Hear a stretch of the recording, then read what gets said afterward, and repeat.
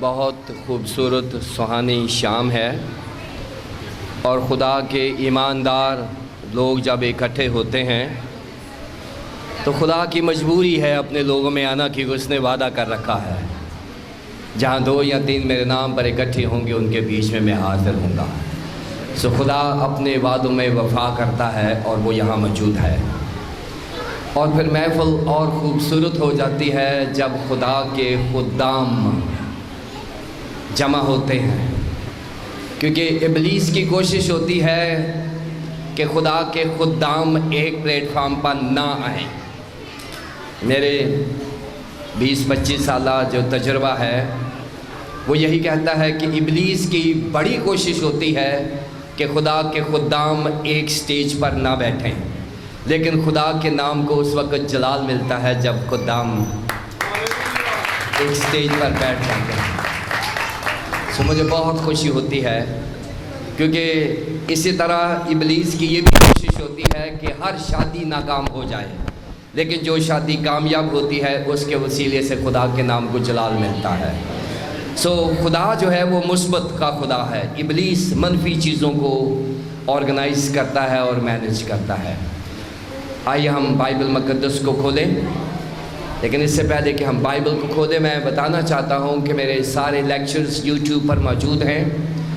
اگر آپ براہ راست یوٹیوب کو سبسکرائب کرنا چاہیں تو آپ ہمارے چینل کو کریں، ادروائز پادری اکبر یہاں موجود ہیں۔ اگر آپ اپنا کانٹیکٹ نمبر دیں گے تو ہم ہر ہفتے میں 2 لیکچرز اپلوڈ کرتے ہیں ایمانداروں کے لیے اور خدام کے لیے۔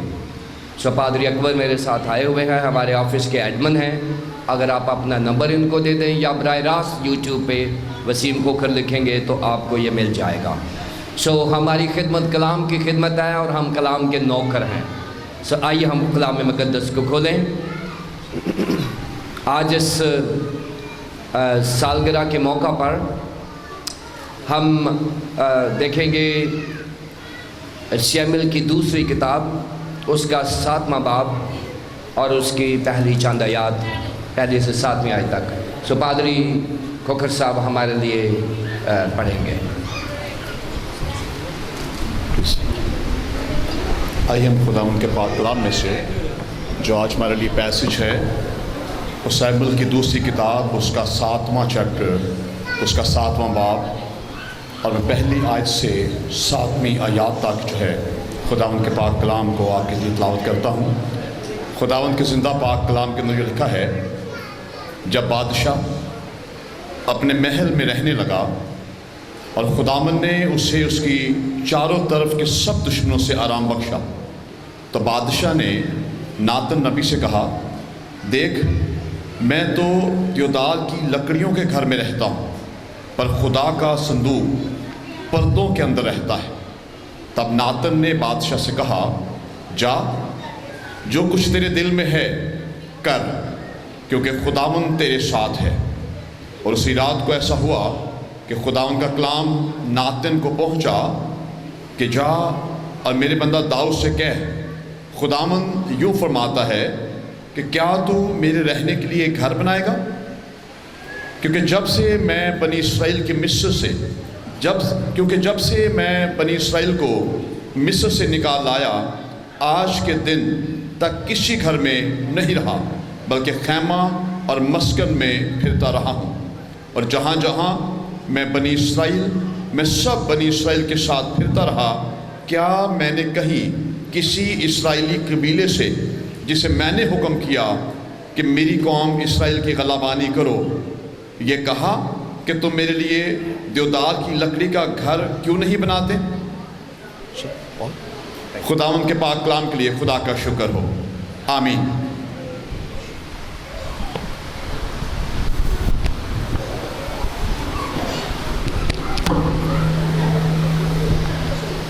آج اس MGM چرچ کی سالگرہ کے موقع پر ہم 3 باتیں سیکھنے کی کوشش کریں گے، کیونکہ یہ مرسیز گیٹ منسٹریز چرچ ہے۔ سو اچھی بات ہے کہ ہم اس کے سالگرہ کے موقع پر کچھ لے کر جائیں۔ 3 باتیں سیکھیں گے. پہلی بات ہم سیکھیں گے واٹ از دا چرچ، کہ چرچ کیا ہے، یہ جو بلڈنگ ہے یہ کیا ہے. دوسری بات ہم سیکھیں گے the message of the church, کہ چرچ کا پیغام کیا ہے.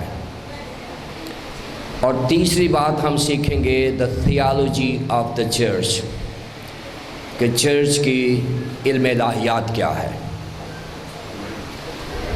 واٹ از دا چرچ، کہ چرچ کیا ہے. میں بائبل ٹیچر ہوں اور میں چاہوں گا کہ آپ اپنے ذہن، میں برین کے تھرو ہارٹ تک پہنچتا ہوں، میں سیدھا ہارٹ پہ نہیں اٹیک کرتا. سو میں آپ کے برین کے اوپر اٹیک کروں گا، کیونکہ جو بات برین کے تھرو ہو کر جائے گی وہ دل میں ایسی چلی جائے گی کہ نکلے گی نہیں. جو چیز براہ راست دل میں جاتی ہے وہ شاید تھوڑی دیر کے بعد ایموشنلزم کا شکار ہو جائے. لیکن میری ڈیلنگ کلیسیاؤں کے ساتھ، پاسبانوں کے ساتھ، I deal through the brains. سو میں خدا کے خدام کو اور کلیسیاؤں کو برین کے تھرو اٹینڈ کرتا ہوں. سو اس سے کیا ہوگا، انٹلیکچول کرسچنز پیدا ہوں گے. جب براہ راست ہم ایک سرمن کرتے ہیں کنونشن پہ تو اس میں بہت سارے لوگ ہاتھ کھڑا کر دیتے ہیں بعد میں، اور میں نے کئی دفعہ دیکھا ہے کہ وہی لوگ دوسری کنونشن پر بھی ہاتھ کھڑا کیے ہوئے ہیں. سو وہ انٹلیکچوئلز کرسچن نہیں ہوتے، وہ ایموشنل کرسچنز ہوتے ہیں. ایک سرمن سے وہ امپریس ہوئے، انہوں نے ہاتھ کھڑا کیا، پھر کسی اور خادم نے اچھا سرمن کر دیا، وہاں سے بھی امپریس ہو گئے، وہاں بھی ہاتھ کھڑا کر دیا. سو ہاتھ ایک نہیں، ہاتھ دونوں ہی کھڑے ہونے چاہیے جب بھی ہاتھ کھڑے کرنے ہیں. سو دونوں ہاتھ کب کھڑے ہوں گے، جب ایک ہاتھ کھڑا ہونا بند ہو جائے گا. ہم ایک ہاتھ کھڑا کرتے ہیں، یس کر دیتے ہیں، اور پھر دوسرا ہاتھ کھڑا اس لیے نہیں ہوتا، وہ یس نو میں تبدیل ہو جاتی ہے. سو دونوں ہاتھ ورشپ کے لیے کیے جاتے ہیں. سو ورشپ وہ کرتا ہے جو واقعی انٹلیکچول کرسچن ہے. ابھی ورشپ بہت سارے خدام نے ورشپ کی ہے. میں آپ کو بتاؤں، یہ ہماری جو کرسچن ورشپ ہے یہ کورونا کا توڑ ہے. آپ کو پتہ ہے کووڈ-19 کا یہ توڑ ہے، یہ ٹریٹمنٹ ہے. کیسے؟ ایک تو یہ اسپریچول تھیراپی ہے کہ جب ہم ورشپ کرتے ہیں تو ہم خدا کے الفاظ کو اپنے لنگز میں لے جاتے ہیں، اپنے دل میں لے جاتے ہیں، اور ہم اس کو منہ سے اس کی ادائیگی کرتے ہیں. یہ ہماری اسپریچول تھیراپی ہو جاتی ہے، نمبر 1. نمبر 2، آپ کو پتہ ہوگا کہ یہ کووڈ-19 جو ہے یہ ہمارے لنگز کے اوپر اٹیک کرتا ہے. یہ ہمارے جو پھپھڑے ہیں ان کے، کیونکہ ہمارے جو پھپھڑے ہیں میڈیکل اسپیکنگ ان کی جو ساخت ہے یہ پروٹینز کی بنی ہوئی ہیں، اور یہ جو کرونا وائرس ہے یہ بھی پروٹین ہے. اس لیے اس کو کہتے ہیں کہ 20 سیکنڈ تک دھوئیں، کیونکہ چکنائی جو ہوتی ہے یہ 20 سیکنڈ تک اگر دھوئیں گے تو پھر اترے گی. سو یہ چکنائی کا سا بنا ہوا ہے. سو جیسے ہی آپ کے لنگز میں جاتا ہے ہمارے لنگز اس کو ویلکم کر دیتے ہیں. یہ بڑی خطرناک بات ہوتی ہے کیونکہ ہمارے لنگز بھی پروٹین کا حصہ ہیں. اور یہ جو لنگز ہیں، کرونا وہاں اپنے گھر بنانا شروع کر دیتا ہے، اور لنگز میں ایک ایسا جال بن جاتا ہے کہ آپ کے لنگز میں جو پمپ کرنے کی طاقت ہے وہ کم ہو جاتی ہے، اسپیس جو ہے وہ کم ہو جاتا ہے، اور بریتھ لیس بندہ ہو جاتا ہے، اور اس میں وینٹیلیشن پہ بندہ چلا جاتا ہے اور مشکل بھی ہو سکتی ہے. لیکن یہ جو ورشپ ہے اس کو کبھی، ورشپر کو کبھی کرونا ہو نہیں سکتا. اس کی وجہ کیا ہے؟ اس کی وجہ کیا؟ نمبر 1 یہ اسپریچول تھیراپی ہے. نمبر 2، جب آپ نے گانا ہے تو آپ نے ساری ہوا اپنے لنگز میں لے کر جانی ہے، اور پھر لنگز میں سے نکال کے پھپھڑوں میں سے ہوا نکالنی ہے، اور آپ کے جو پھپھڑے ہیں عام آدمی سے زیادہ مضبوط ہو جاتے ہیں ایکسرسائز کر کر کے. اور اگر کرونا آ بھی جائے تو آپ کے لنگز اس کو بھگانے میں کامیاب ہو جاتے ہیں، کیونکہ ورشپ کے وسیلے سے آپ کے لنگز مضبوط ہو گئے ہوتے ہیں. سو کرسچن ورشپ جو ہے یہ کرونا کا توڑ بھی ہے. اس لیے ورشپ کرنا چرچ میں منہ بند کر کے نہ آیا کریں، خوب اپنے لنگز کو ایکسرسائز کریں تاکہ آپ کے لنگز میں نمبر 1 اس کی اسپریچول تھیراپی ہو جائے، نمبر 2 آپ کے لنگز کی بھی تھیراپی ہو جائے، اس کی فزیو تھیراپی بھی ہو جائے تاکہ ہم اس میں زندہ رہ سکیں. یہ جو چرچ ہے، ابھی حوالہ پادری پرویز کوکر صاحب نے پڑھا ہے، یہ میں What is a church? Origin of the church.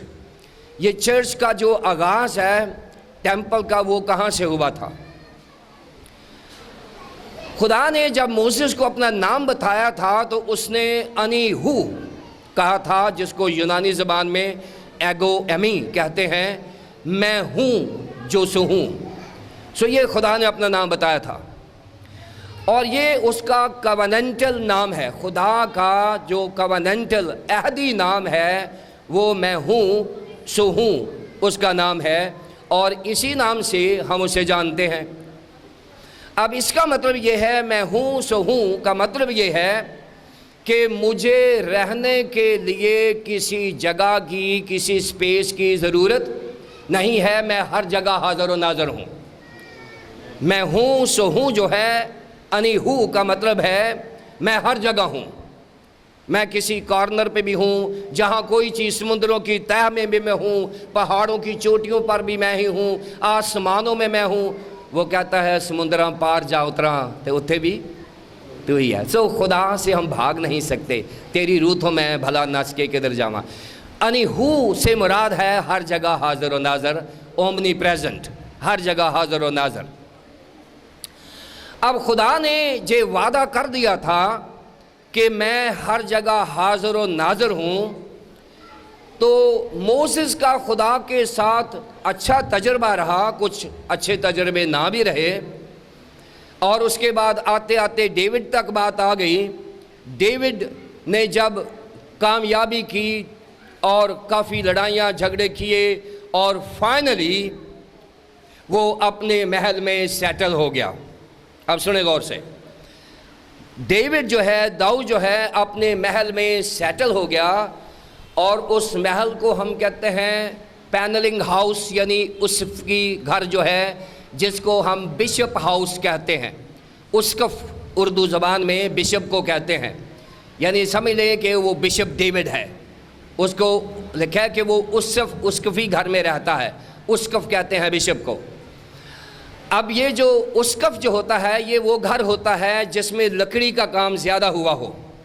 زیادہ تر پینلنگ ہوتی ہے، لکڑی کا کام ہوتا ہے. بہت خوبصورت ترین گھر جو ہوتا ہے اس کو اسقفی گھر کہتے ہیں، یعنی پینلنگ ہاؤس جو ہے، پینلنگ ہوتی ہے. جو لکڑی کا کام کرتے ہیں وہ سمجھتے ہیں میں کیا کہہ رہا ہوں. اب ڈیوڈ جو ہے اس نے یہ دیکھا ہے کہ میرا گھر تو بہت خوبصورت ہے. وہ دیکھتا ہے اپنے گھر کو، میرا گھر بڑا خوبصورت، بڑے بڑے لانز ہیں، بڑے بڑے ڈرائنگ رومز ہیں، بڑا بڑا ڈائننگ روم ہے. وہ دیکھتا ہے اور اس کو شرم آ جاتی ہے، اور وہ کہتا ہے کہ میں اسقفی گھر میں رہتا ہوں اور خدا کے عہد کا صندوق ٹینٹ میں رہتا ہے. یہ اس کے اندر ایک غیرت آئی ہے کہ میرا گھر جو ہے بڑا پینلنگ ہاؤس ہے، اور یہ جو خدا کا گھر ہے جہاں عہد کا صندوق رہتا ہے وہ تو ایک ٹینٹ میں رہتا ہے. اور ڈیوڈ کے اندر یہ خیال آیا ہے کہ میں ایک گھر خوبصورت بنا دوں. ڈیوڈ کا یہ خیال ہے کہ میں خدا کے لیے ایک خوبصورت گھر بنا دوں. اور یہ حوالہ جو پڑھا گیا میں نے اس لیے پڑھا ہے کہ مقدس داؤد جو ہیں وہ یہ چاہتے ہیں کہ خدا کے لیے گھر بنایا جائے. اور پہلا کام انہوں نے کیا کیا ہے کہ مقدس داؤد نے یہ جو اس کا خیال ہے، یہ خدا کا خیال نہیں ہے، ذہن میں رکھیں، یہ انسان کا خیال ہے. زمین پر خدا کا گھر بنانا خدا کا خیال نہیں ہے، یہ انسان کا یعنی مقدس داؤد کا خیال ہے. خیال کیسے آیا ہے کہ میرا گھر تو بہت اچھا ہے اور میرے خداوند کا گھر اچھا نہیں ہے، لہٰذا خدا کے لیے بھی ایک گھر بنانا چاہیے. اب فوری طور پر اس خیال کو سیکنڈ کرنے کے لیے اس نے اپنا جو درباری نبی ہے جسے ناتن نبی کہا جاتا ہے، اس کے ساتھ اس نے اپنا خیال شیئر کر دیا ہے. اس نے کہا ہے کہ مجھے بتا کہ میں یہ کام کرنا چاہتا ہوں، اور یہ جو ناتن نبی ہے یہ بادشاہ جو ہوا کرتے تھے اسرائیلی بادشاہ، وہ اپنے ساتھ ایک پیڈ پروفٹ رکھتے تھے. ایک تنخواہ ہوتی تھی نبی کی، وہ جو ملتی تھی، اور وہ اکثر مشورے وغیرہ ان سے لیا کرتے تھے۔ اور مقدس داؤد نے فوری طور پر ناتن کو بلایا اور اس نے کہا کہ ناتن، تو میرا نبی ہے، تو خدا کی بات سنتا ہے، سناتا ہے، میں بادشاہ ہوں، میں چاہتا ہوں کہ میں ایک خوبصورت گھر خدا کے لیے بناؤں۔ تو ناتن نبی کیونکہ سیلریڈ پرسن تھا، تنخواہ لیتا تھا، اس نے اسٹریٹ میں کہہ دیا، اس نے کہا بادشاہ اس سے ایسی تو بات ہی نہیں ہے کوئی، یہ تو بہت بڑا خیال ہے، یہ تو اچھا کیا تو نے یہ سوچ لیا ہے، تو کر جو کچھ کرنا چاہتا ہے کر دے۔ اب یہاں پر مقدس ناتن جو ہیں یہ رات کو سوئے ہوئے ہیں اور خدا خود وہاں پر موجود ہوا ہے۔ اس نے کہا کہ کیا مقدس داؤد کیا کہہ رہا ہے؟ اس نے کہا خداوند وہ چاہ رہا ہے کہ ایک ہیکل بنا دے، بہت بڑی ہیکل بنا دے۔ اس نے کہا جا اس کو سمجھا کہ جب میں پہلے 40 سال بیابان میں رہا ہوں میں کسی ہیکل میں رہا ہوں، میں تیرے ساتھ ساتھ رہا ہوں، میں اومنی پریزنٹ گاڈ ہوں، انی ہوں، مجھے ایک جگہ پہ بند نہ کر، مجھے ساری دنیا میں رہنے دے، میں آسمان اور زمین کا خالق اور مالک ہوں، مجھے ایک جگہ پر بند نہ کر۔ خیر اس نے مقدس داؤد کو جا کے بتا دیا۔ ناتن نے کہا بھی خدا تو خوش نہیں ہے تیرے اس بات سے، لیکن اس نے یہ کہا کیونکہ خدا جو ہے اپنے لوگوں کی رسپیکٹ کرتا ہے، ذہن میں رکھے، جب ہم اس کی خدمت کرتے ہیں چاہے خیال ہمارا ہی ہو، خدا ہمارے خیالات کی رسپیکٹ کرتا ہے۔ اس نے کہا چل ٹھیک ہے، اگر مقدس داؤد یہ چاہتا ہے تو اس کو کہہ کہ ٹھیک ہے، لیکن تو کوالیفائی نہیں کرتا کہ تو میرا گھر بنائے، کیونکہ میرے گھر کو بنانے کے لیے ناپاک اور خونی ہاتھ نہیں بنا سکتے، وہ کوالیفائی نہیں کرتے۔ میرے گھر کو بنانے کے لیے ناپاک اور بلڈی ہاتھ جو ہیں وہ کوالیفائی نہیں کرتے، لہٰذا اگر بنانا ہی ہے تو خیال تیرا ہی ہوگا، لیکن تیرا بیٹا میرا گھر بنائے گا، تیرا بیٹا میرا گھر بنائے گا۔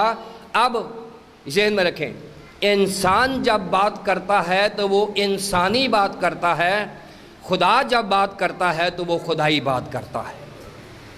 انسان جب بات کرتا ہے تو انسانی بات کرتا ہے، جب خدا بات کرتا ہے تو الہی بات کرتا ہے۔ اب بات تو ہو رہی ہے سولمن کی، بات ہونے لگی ہے سولمن کی، لیکن وعدہ اس کے ساتھ یسوع مسیح کا کیا جا رہا ہے کہ میں ایسا گھر بناؤں گا جو اب تک قائم رہے گا۔ وہ ہیکل کی بات نہیں ہے، ہیکل تو گر گئی تھی، ہیکل تو گر گئی تھی، لیکن جو خدا نے وعدہ کیا تھا سولمن کے ساتھ، ڈیوڈ کے ساتھ، اس نے کہا میں گھر بناؤں گا ضرور، لیکن میں اپنا عہد تیرے ساتھ باندھوں گا، تیرے بیٹے کے ساتھ باندھوں گا، اور میرا ابدی عہد ہوگا۔ اور وہ اس نے ایک نامعلوم ہیکل کا ذکر کر دیا تھا، وہ ہیکل نہیں ہے جو ڈیوڈ نے کہا تھا، لیکن اس کے بعد ہیکل بننا شروع ہو گئی۔ پہلا پوائنٹ یہ سوچ لیں کہ زمین پر ہیکل بنانے کا خیال انسانی تھا، الہی نہیں تھا۔ دوسرا پوائنٹ سوچ لیں، گو کہ یہ خیال انسانی تھا، پھر بھی خدا نے اس خیال کو پانی دیا، رسپیکٹ کی، اور اس کو بنانے کی اجازت نہیں دی بلکہ نقشہ بھی دے دیا، پلان بھی۔ خدا ہمارے منصوبوں میں ساتھ شامل ہو جاتا ہے، خدا ہمارے ساتھ کھڑا ہو جاتا ہے، اس لیے اس نے کہا ہے کہ میرا جوا نرم اور ملائم ہے، میرے ساتھ جتو۔ اگر ہم نے کام کرنا ہی ہے تو پھر اکیلے نہ کریں، خدا کے ساتھ کریں، اس کے ساتھ شیئر کریں، ہو جائے گا۔ اب خدا جو ہے اس نے یہ شروع کر دیا کام۔ اب بات کرنے لگا ہوں میں چرچ کی۔ یہ جو چرچ ہے پادری پرویز وکٹر صاحب نے یہ بنایا، خدا کے بندے نے یہ خیال شیئر کیا، خدا اتر آیا، جیسے مقدس داؤد کے ساتھ کھڑا ہو گیا خدا، ہمارے ساتھ بھی یہاں کھڑا ہو گیا، بن گیا۔ اب یہ بلڈنگ کیا ہے؟ کوئی بھی بلڈنگ جو ہوتی ہے، کوئی بھی ادارہ جو ہوتا ہے، اس نے اپنی بلڈنگ کو ایک شناخت دی ہوتی ہے۔ آپ کو یاد ہوگا کہ آج شاید کم ہو، لیکن یہ جو ڈاک خانے ہیں یہ ہمیشہ لال رنگ کے ہوا کرتے تھے۔ اگر آپ کو یاد ہے جو ڈاک خانے ہیں جو لال بلڈنگ ہو، ابھی باکس ابھی بھی لال ہے. سو یہ جو ڈاک خانے ہیں یہ لال. اور کوئی بھی اب مذہبی بلڈنگ کی بات کر لیتے ہیں. عمارات جو مذہبی عمارات ہیں، آپ مزارات ہیں، مساجد ہیں، مندر ہیں، چرچز ہیں، یہ اپنی ساخت سے پہچانے جاتے ہیں، اپنی بناوٹ سے پہچانے جاتے ہیں. ہم بلڈنگ دیکھتے ہی یہ کہہ دیتے ہیں کہ یہ فلاں بلڈنگ ہے، اور بلڈنگ کی پہچان ہوتی ہے. اور اسی طرح یہ جو چرچ ہے، یہ جو بلڈنگ، چرچ ابھی کلیسیا کی نہیں بات کر رہا میں، چرچ بلڈنگ کی بات کر رہا ہوں. چرچ جو بلڈنگ ہے اس کی بھی ایک خاص شناخت ہوتی ہے، اور کم از کم سادہ سے سادہ بھی چرچ ہو تو وہ ایک بات سے پہچانا جاتا ہے. کون سی؟ اس کے اوپر کراس لگا ہوتا ہے. بہت بڑے بڑے چرچز ہیں وہ تو ویسے بلڈنگ کے پہچانے جاتے ہیں، لیکن جو سادہ سا ایک کمرہ بنا دیں، سادہ سا ایک ہال بنا دیں، اگر وہ چرچ ہے تو وہ چرچ جو ہے اس کے اوپر کیا ہوگا؟ کراس ہوگا. اب وہ جو چرچ ہے وہ کراس کی وجہ سے وہ بلڈنگ جو ہے وہ پہچانی جاتی ہے کہ یہ بلڈنگ جو ہے یہ چرچ ہے یا گرجا گھر ہے. اب سنیں، اس چرچ میں یا دیگر چرچز جو ہیں، بلڈنگ جو ہیں، اس میں لوگ آتے ہیں. بتایا خدام نے کہ وہ آتے ہیں وینسڈے کو، انہوں نے خدا کا کلام سنایا اور چلے گئے. ہم یہاں سے عبادت کریں گے 10 بجے 11 بجے، ہم یہاں سے چلے جائیں گے نا. لیکن یہ چرچ کہیں نہیں.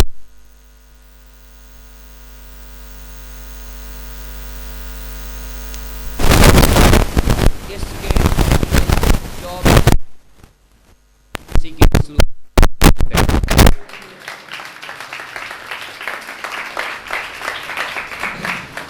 میں اور آپ مٹی میں سو جائیں گے، یہ چرچ کبھی نہیں سوئے گا.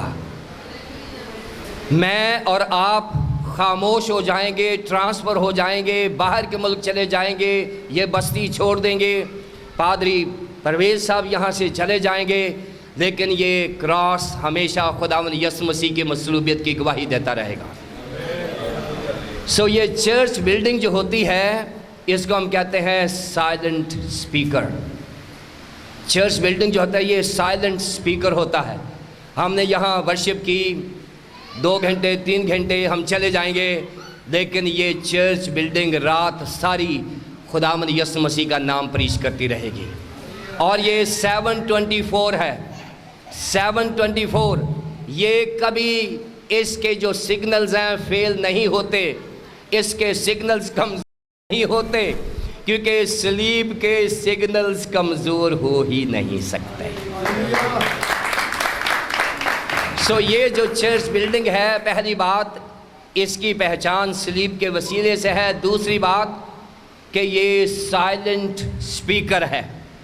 یہ چرچ بلڈنگ جو ہے یہ سپیچ لیس ہے، لیکن یہ پاورفل سپیکر ہے. اس کو خدا نے زبان نہیں دی، لیکن خدا نے اس کو میسج بہت بڑا دے دیا ہے.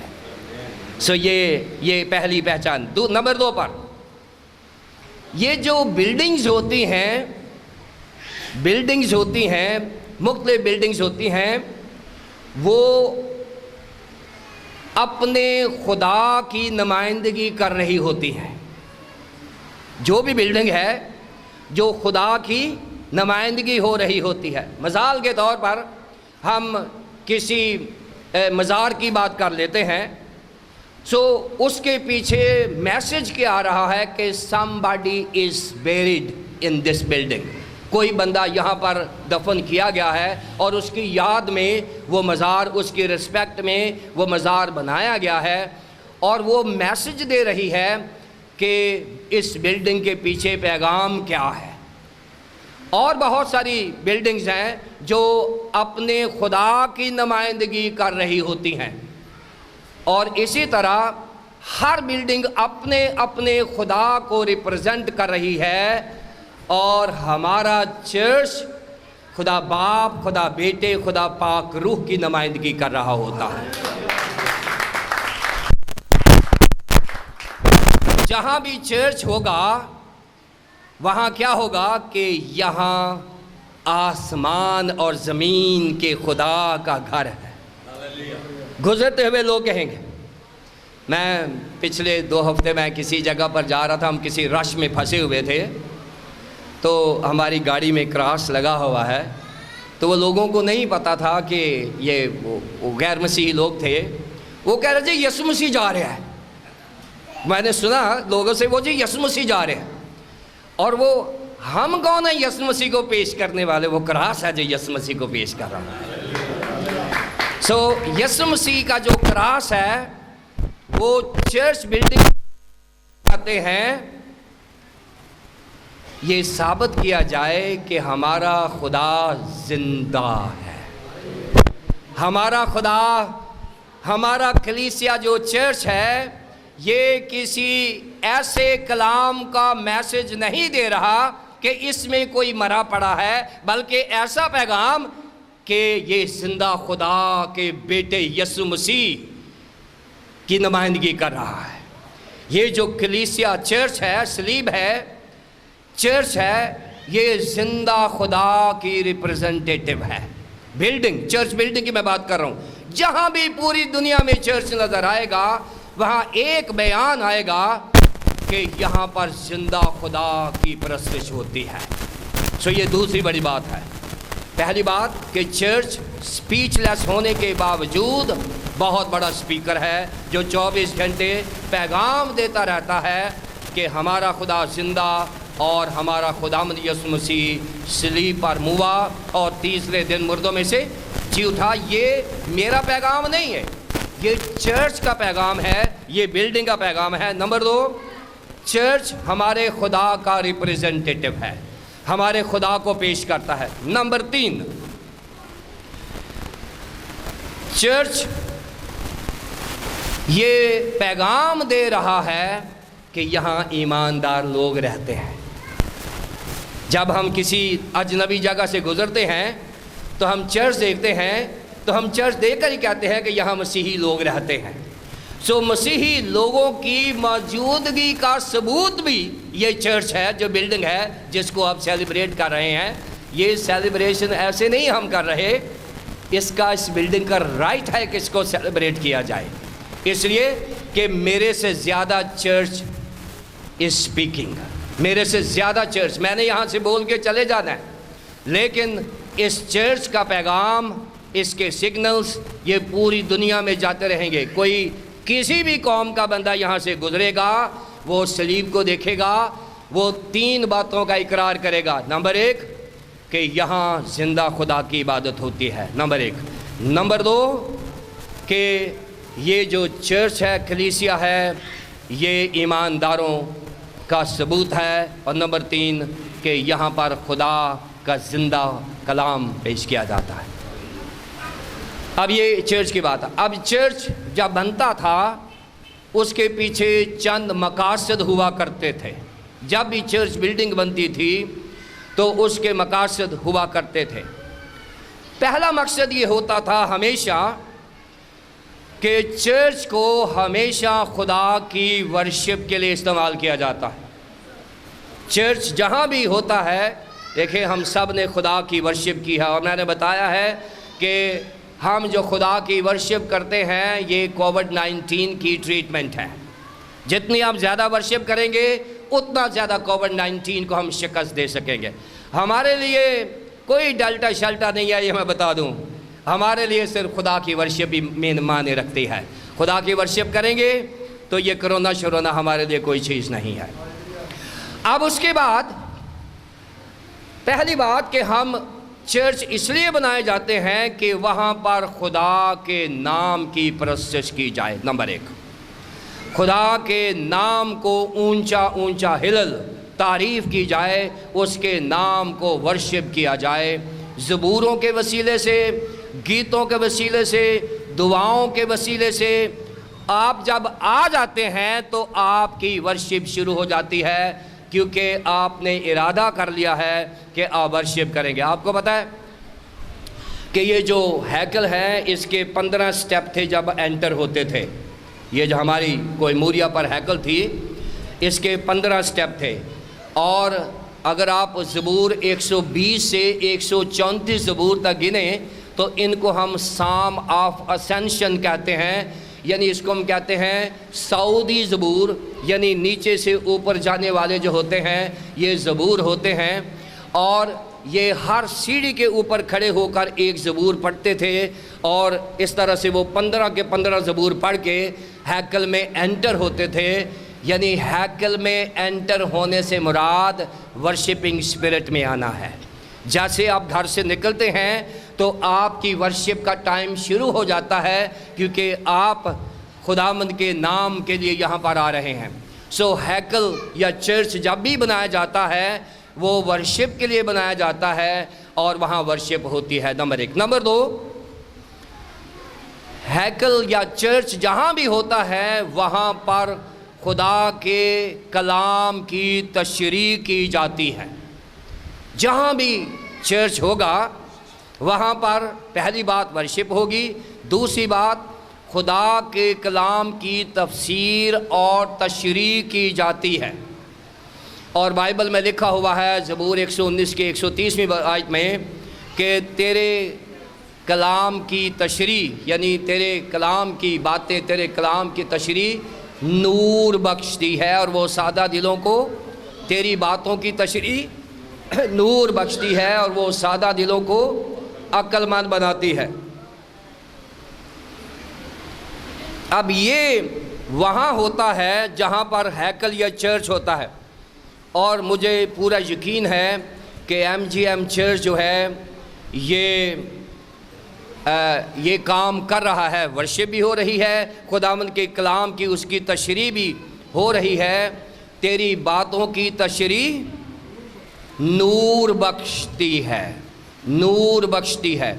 جب ہم خدا کے کلام کی تشریح کرتے ہیں تو آپ کو اندازہ نہیں ہے کہ تشریح کرنے والا اور تشریح سننے والوں کے اندر سے اندھیرا دور ہونا شروع ہو جاتا ہے۔ تیرے کلام کی، تیری باتوں کی تشریح، باتیں نہیں، باتوں کی تشریح نور بخشتی ہے۔ ہمارے اندر سے گناہ کی تاریکی کمزور ہونا شروع ہو جاتی ہے، ہمارے اندر سے گندگی ابلیسی طاقتیں کمزور ہونا شروع ہو جاتی ہیں۔ کلام پیش کرنے والا بھی اور کلام سننے والا بھی، دونوں کے اوپر برابر امپیکٹ ہوتا ہے، اور وہ دونوں اندر سے صاف ہونا شروع ہو جاتے ہیں ورشپ کے وسیلے سے بھی، اور تیری باتوں کی تشریح نور بخشتی ہے۔ جب کلام سن کے آپ جائیں گے تو آپ کے چہرے کا رنگ وہ نہیں ہوگا جس میں آپ آئے تھے، آپ کے چہرے کا کمپلیکشن اور ہو جائے گا، کیونکہ آپ نے خدا کے ساتھ ملاقات کی ہے۔ اور جب موسیس خدا سے ملاقات کر کے، خدا سے باتیں کر کے آتے تھے، لوگ کہتے تھے موسیٰ تیرا چہرہ چمک رہا ہے۔ سو جب آپ خدا سے باتیں کر کے واپس جاتے ہیں تو ہمارا چہرہ وہ نہیں رہتا، ہمارے چہرے پر نور آنا شروع ہو جاتا ہے۔ یہ کلام کی مصدقہ حقیقت ہے، یہ میری بات نہیں ہے، میں کبھی اپنی بات کرنا پسند نہیں کرتا۔ خدا کا کلام جو کہتا ہے وہ میں کہنے سے ڈرتا نہیں ہوں۔ سو اس لیے جب ہم جائیں گے تو ہمارے اندر سے گندگی کمزور ہو جائے گی، جب ہم واپس جائیں گے ہمارے اندر سے تاریکی کمزور ہو جائے گی، جب ہم جائیں گے ہمارے اندر سے ابلیسی طاقتیں کمزور ہو جائیں گی۔ کیوں؟ کیونکہ کلام جو ہے اس کی تشریح ہمارے اندر نور پیدا کرتی ہے، اور دوسرا حصہ اس سے بھی سٹرانگ ہے، اور وہ سادہ دلوں کو، لیکن عبرانی زبان میں جو لفظ ہے اس کا ترجمہ سادہ دل نہیں ہے، یہ بڑا جنٹل سا ترجمہ کسی نے کر دیا ہے کہ بڑا انتہائی محتاط ہو کر کسی نے ترجمہ کیا ہے۔ اصل میں یہ ہے کہ وہ بے وقوفوں کو عقل مند بنا دیتی ہے، بے وقوفوں کو، یعنی بے وقوف۔ آپ جانتے ہیں کہ بائبل مقدس میں 3 بڑے بے وقوفوں کا ذکر کیا گیا ہے، بائبل مقدس میں 3 بڑے بے وقوفوں کا ذکر کیا گیا ہے۔ ایک بیوقوف وہ ہے جو کہتا ہے احمق نے اپنے دل میں کہا کہ کوئی خدا، اس سے بڑا اور بیوقوف کون ہو سکتا ہے؟ اس سے بڑا اور بیوقوف کون ہو سکتا ہے کہ خدا کو سامنے رکھتے ہوئے وہ کہہ رہا ہے کہ خدا نہیں ہے، اور تیری کلام کی تشریح، تیری باتوں کی تشریح دہریے کو بھی کرسچن بنا دیتی ہے۔ دہریہ ہی نا جو کہتا ہے خدا نہیں ہے، یہ دہریہ ایتھیسٹ ہوتا ہے، وہ کہتے ہیں خدا نہیں ہے۔ دوسرا بیوقوف وہ ہے جو اپنا گھر ریت پر بناتا ہے۔ دوسرا بائبل مقدس میں بیوقوف اس کو کہا گیا ہے کہ گھر بیوقوف نے کہاں بنایا ہے؟ ریت پر بنایا ہے، یہ بیوقوف ہے۔ اور کلام کی تشریح جب وہ سنتا ہے تو اس کے بعد وہ اپنا گھر ریت پر نہیں بنائے گا، وہ عقل مند بنا دے گا، اور وہ چٹان، اور چٹان ہمارا یسوع مسیح ہے۔ جو چٹان پر گھر بستا ہے وہ طوفان بھی آتے ہیں، اندھیریاں بھی آتی ہیں، لیکن وہ گھر قائم رہتا ہے۔ اور تیسرا بیوقوف وہ ہے جس کی کپیوں میں تیل نہیں ہوتا۔ کپیاں ہوتی ہیں لیکن اس میں تیل نہیں ہوتا۔ یہ تیسرا بیوقوف ہے جو بائبل مقدس نے بتایا ہے کہ ایسے لوگ بھی ہیں جو کلام کی تشریح کو غور نہیں کرتے، اور اسی لیے ان کی کپیوں میں تیل نہیں ہوتا، اور یہ کپیوں میں تیل کلام کا خزانہ ہی ہے جو کلیسیاؤں کے پاس ہونا چاہیے۔ جب کلام ہوگا تو ہماری مشعلیں کبھی نہیں بجھیں گی، ہمیشہ چلتے رہیں گے۔ یہ جو کلام ہے، یہ جو چرچ ہے، یہ پہلے نمبر پر یہ خدا کے لوگوں کی ورشپ کے لیے بنایا گیا ہے، یعنی خدا کے لوگ خدا کی ورشپ کرتے ہیں۔ نمبر 2 کہ خدا کے لوگوں کے لیے یہاں پر خدا کا کلام پیش کیا جاتا ہے۔ نمبر 3، یہ میں ہیکل سے لے رہا ہوں لیکن چرچ کے ساتھ ریلیٹ کر رہا ہوں۔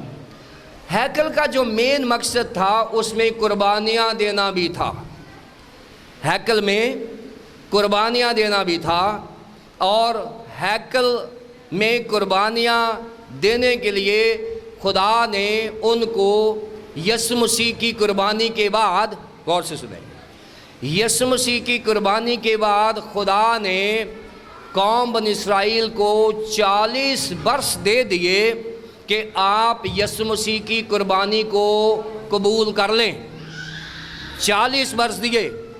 خداوند یسوع مسیح کی قربانی کے بعد خدا نے قوم اسرائیل کو 40 برس دیے کہ وہ خداوند یسوع مسیح کو اپنا نجات دہندہ مان لیں اور یہ قربانیاں کرنا چھوڑ دیں، تاکہ خداوند یسوع مسیح کے بعد کسی اور قربانی کی ضرورت نہیں ہے۔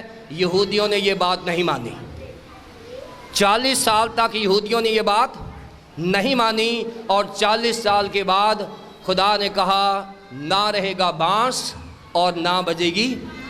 اس نے ہیکل کو گرا دیا، ہیکل کو گرا دیا۔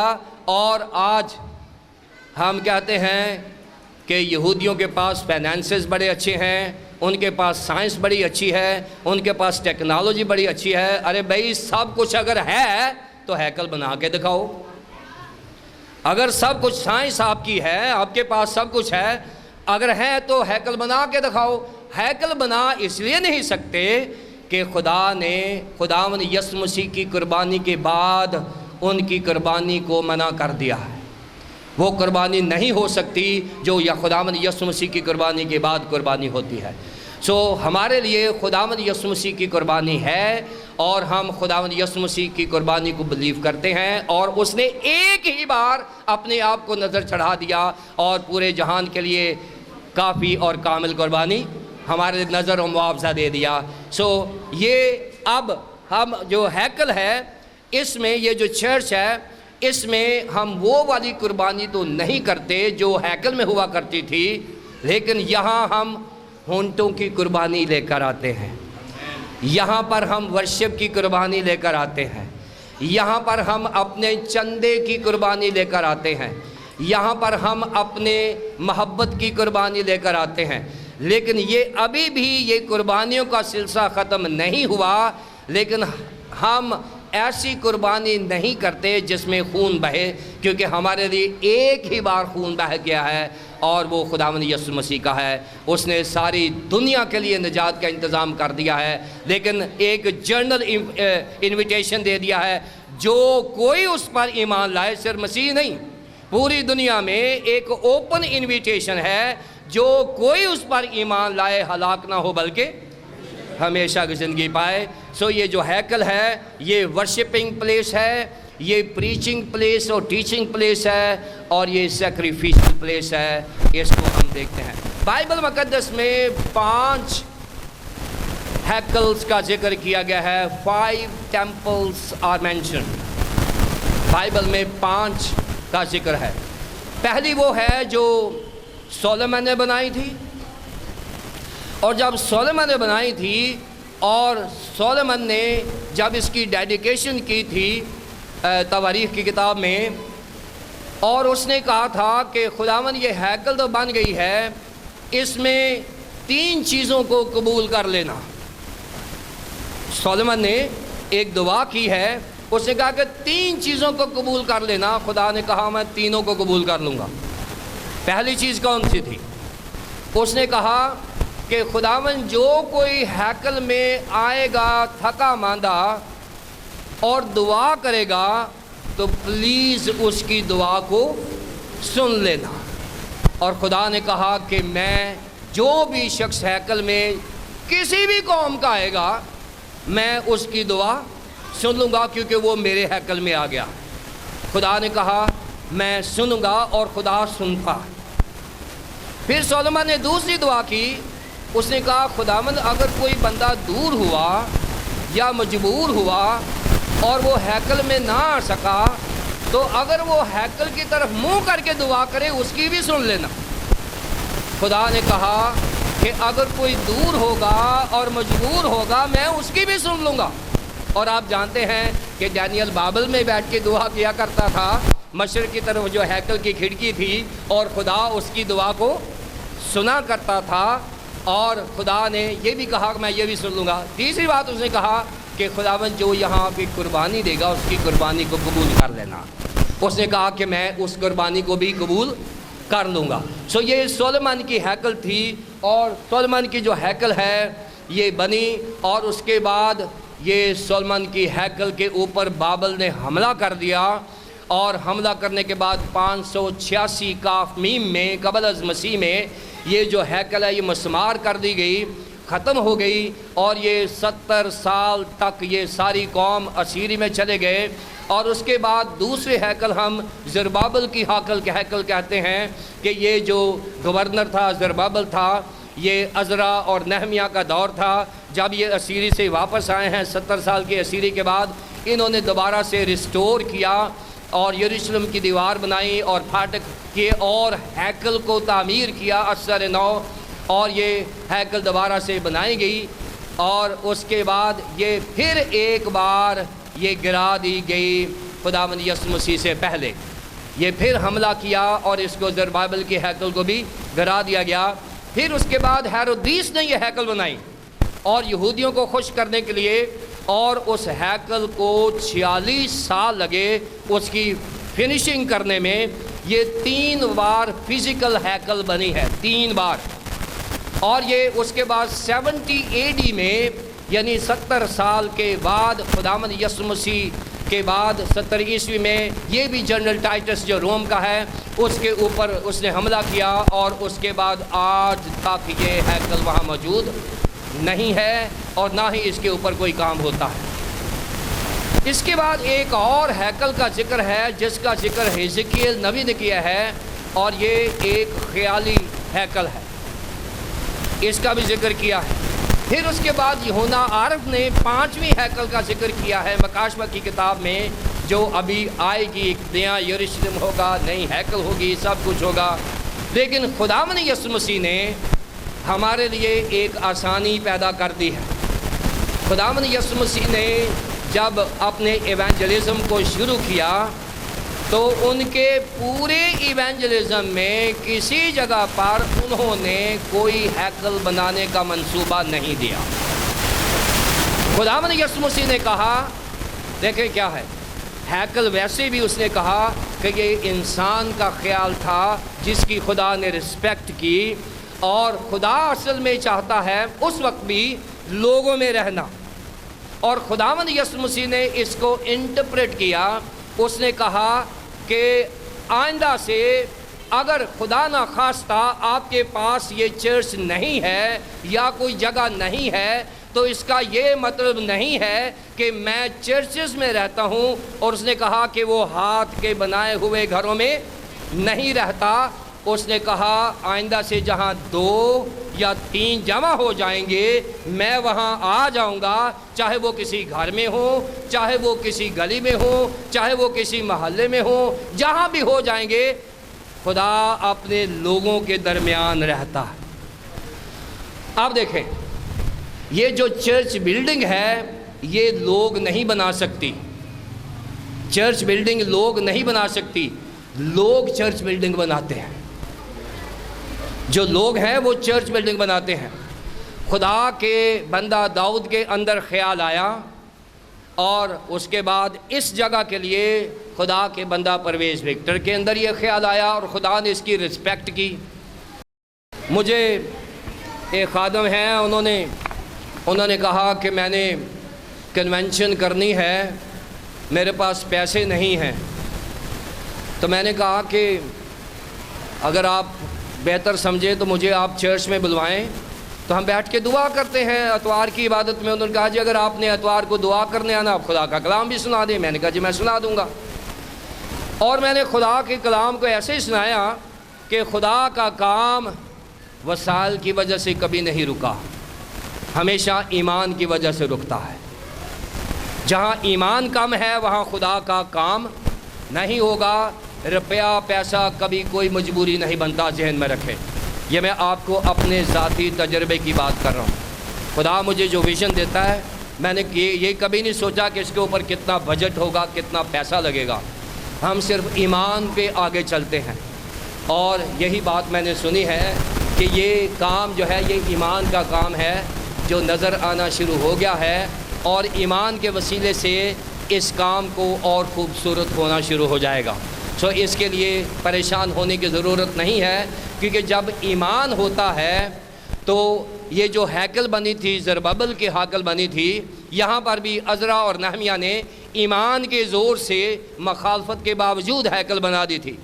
سو جو ہیکل ہوتی ہے وہ یہ نہیں ہے، بیسیکلی یہ میں اور آپ ہیں۔ اس نے کہا کہ کیا تمہیں پتہ نہیں ہے کہ ہم روح القدس کا مسکن ہے اور وہ ہم میں بسا ہوا ہے۔ اگر ہم پھر پطرس نے کہا ہے 2 باب میں، اس نے کہا کہ ہم زندہ پتھروں کی بنی ہوئی عمارت ہیں۔ اب یہاں پر جو نقطہ ہے میں چاہتا ہوں اس کے ساتھ آپ جائیں۔ یہ جو چرچ بلڈنگ ہے یہ اپنے طور پر ایونجلزم کرتی رہے گی، یہ سپیچ لیس ہے، اس کی زبان نہیں ہے، لیکن یہ میرے سے زیادہ کلام سنا رہی ہے۔ اب یہ جو بے زبان ہو کے اتنا کلام سنا رہی ہے، یہاں ٹھیے پر کھڑی ہے، میں تو چل بھی سکتا ہوں، بول بھی سکتا ہوں، دیکھ بھی سکتا ہوں، کیا میری ذمہ داری اس بلڈنگ سے زیادہ نہیں ہے؟ کیا میرے اوپر خدا کا احسان نہیں ہے؟ یہ جو بلڈنگ خدا کی ہیکل جو ہے خدا کا پیغام دے رہی ہے، کیا میں اور آپ جو زندہ پتھروں کی عمارت ہیں، کیا میرے اوپر اور آپ کے اوپر یہ ذمہ داری نہیں ہے کہ ہم خدا کے کلام کے نوکر بن کے اور جگہ جگہ انجیل کی منادی کریں؟ کیونکہ یہ ارشاد اعظم مجھے اور آپ کو دیا گیا ہے، یہ حکم ہے میرے لیے اور آپ کے لیے۔ یہ خداوند یسوع مسیح نے ریکویسٹ نہیں کی کہ میں آپ کی منت کرتا ہوں کہ آپ انجیل کی بشارت کریں، نہیں، یہ مجھے اور آپ کو حکم دے دیا گیا ہے کہ ہم نے انجیل کی بشارت کرنا ہی کرنا ہے۔ انجیل کی بشارت کا نتیجہ یہ نکلے گا کہ یہ ہیکل بن جائے گی۔ یہ جو بلڈنگ اگر آپ بنانا چاہتے ہیں، مزید بنانا چاہتے ہیں، تو یہ میرے اندر اور آپ کے اندر روح القدس جو ہے وہ ایمان کی حالت میں بدلے گا، اور میرا ایمان جو ہے وہ اس ہیکل کو بنائے گا۔ اور جب ہم آئندہ سال اس کو سیلیبریٹ کریں گے تو ہمارے ایمان کا نتیجہ نظر آئے گا۔ اس لیے ہماری 2 بزرگ خواتین بھی آج ڈیڈیکیٹ ہوئی ہیں خداوند کے کام کے لیے. بہت سارے خدام یہاں بیٹھے ہیں اور خداوند کی حضور یہاں موجود ہے. ایماندار لوگوں میں خدا کا کام کسی روپے پیسے کا محتاج نہیں ہے. خدا کا کام اور خدا کا کلام صرف میرے ایمان کا نتیجہ ہے. خداوند مجھے اور آپ کو ایسا ایمان دے کہ ہم جگہ بہ جگہ خداوند کے کلام کے نوکر بنے رہیں. اور یہ ہیکل تو کوئی چیز ہی نہیں ہے, اس سے 10 گنا خوبصورت ہیکل بن سکتی ہے اگر میرا اور آپ کا ایمان زندہ ہے, کیونکہ ہم زندہ خدا کو مانتے ہیں. خداوند آپ کو برکت دے. آمین.